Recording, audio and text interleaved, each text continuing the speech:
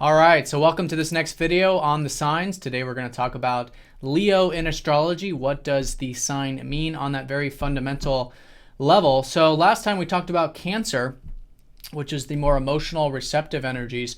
So now we come back to a fire sign. Last time we talked about a fire sign was Aries. And so now the next one in succession is about Leo.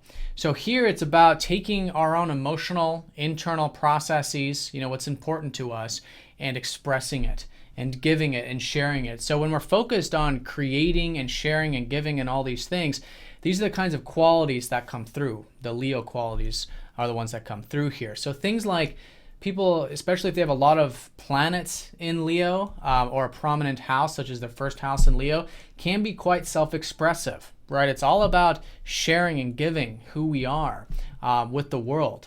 And that's a big quality of Leo, is that it is in fact very other-oriented, because it's very much associated with the fifth house, which is at the right side of the chart, which is about our interrelationships. Now it's very creative too, because it's very passionate and very inspiring.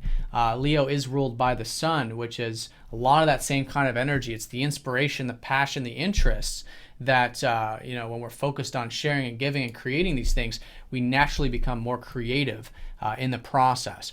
Also very playful too. It's one aspect of Leo which can be very lighthearted and playful and malleable, because it really is about having fun. The most creative times of any moments are when we're just kind of loosening up, having fun, and just kind of allowing it to see where it takes us. So that's a big part of it too. And this can be like usually, with a lot of Leo energy, maybe entertaining, maybe comedic. These kinds of things can certainly be seen from this sign also. Very loving and generous, in fact. So these individuals, again, it's a very caring quality, like Cancer, but in a much more inspiring sort of way, because again, it's about taking those feelings and making them, available and out into the open, so they can be very giving, very generous in that sort of way. And again, very sharing and, open to, just giving what they have to offer in general.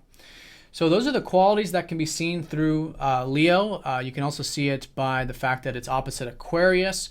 Aquarius is about giving. That's what this axis is about the things that we feel like are our values, our passions in life, whether it's for ourself, which is Leo, or for the community, which is Aquarius. So what really helps balance out Leo energy is being a part of a community, doing things that are larger than self, right? Or even maybe progressive and things like that. So if you do find you do have a lot of Leo energy, balancing out with that kind of giving, which is things larger than self, being a part of things larger than self, whether it's groups or otherwise, or maybe just being very progressive, can really help channel that Leo energy into a more balanced state.